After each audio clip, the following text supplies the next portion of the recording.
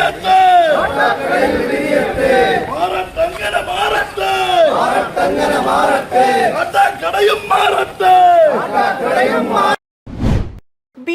മുൻ സംസ്ഥാന പ്രസിഡന്റും കാട്ടാക്കട സ്ഥാനാർത്ഥിയുമായ PK കൃഷ്ണദാസ് നാമനിർദ്ദേശ പത്രിക സമർപ്പിച്ചു. അണികളെ ആവേശഭരിതരാക്കിക്കൊണ്ട് തന്നെ കാട്ടാക്കടയെ ഇളക്കി മറിച്ചുകൊണ്ട് നൂറുകണക്കിന് പ്രവർത്തകരുടെ അകമ്പടിയോടുകൂടിയാണ് അദ്ദേഹം എത്തിയത്. കൂടുതൽ ദൃശ്യങ്ങളിലേക്ക്. കാട്ടാക്കടയിലെ ജനങ്ങളത് തെളിയിച്ചിട്ടുണ്ട്.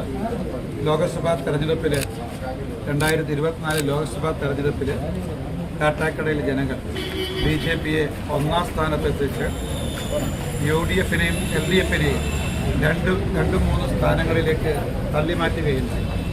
പ്രാദേശിക തെരഞ്ഞെടുപ്പിൽ, പഞ്ചായത്ത് തെരഞ്ഞെടുപ്പിൽ, ലോക്സഭാ തെരഞ്ഞെടുപ്പിലെ തിളക്കമാർന്ന വിജയം ആവർത്തിച്ചു.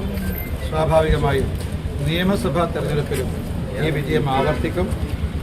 നല്ല ഭൂരിപക്ഷത്തോടുകൂടി NDA ഇത്തവണ കാട്ടാക്കടയിൽ നിന്ന് വിജയിക്കും എന്ന കാര്യം യാതൊരു സംശയവുമില്ല. മാറാത്തത് മാറും എന്ന കാര്യത്തിൽ യാതൊരു സംശയവുമില്ല. രാജസ്ഥാൻ മുഖ്യമന്ത്രി അങ്ങയോടൊപ്പം ഉണ്ടായിരുന്നു. അത് കൂടുതൽ ആത്മവിശ്വാസം പകരുന്നുണ്ടോ? തീർച്ചയായിട്ടും എനിക്ക് വലിയ സന്തോഷമുണ്ട്.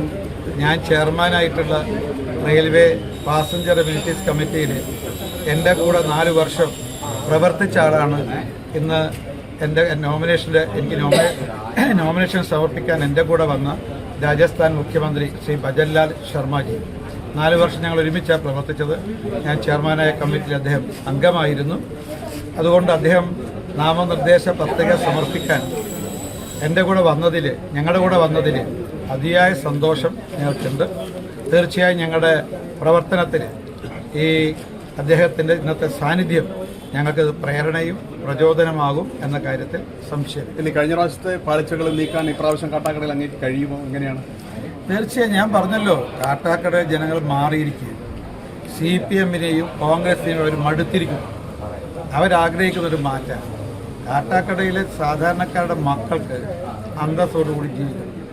അവരെ കൈകളിൽ തൊഴിലെത്താൻ തൊഴിലവസരങ്ങൾ ഉണ്ടാകണം.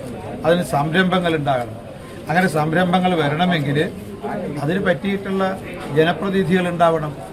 രാജ്യത്തിപ്പോൾ നരേന്ദ്രമോദിജിയുടെ നേതൃത്വത്തിലുള്ള ഒരു ഗവൺമെൻറ് അധികാരത്തിലുണ്ട്. വികസനവും ജനക്ഷേമവുമാണ് ആ ഗവൺമെൻറ് മുഖ്യമന്ത്രം. ഞങ്ങൾ നരേന്ദ്രമോദിജിയുടെ പ്രതിപുരുഷൻ എന്നുള്ള നിലയ്ക്കാണ് ഞാൻ കാട്ടാക്കടയിൽ ജനവിധി തേടുന്നത്. NDAയുടെ സ്ഥാനാർത്ഥിയായി ജനവിധി തേടുന്നത്.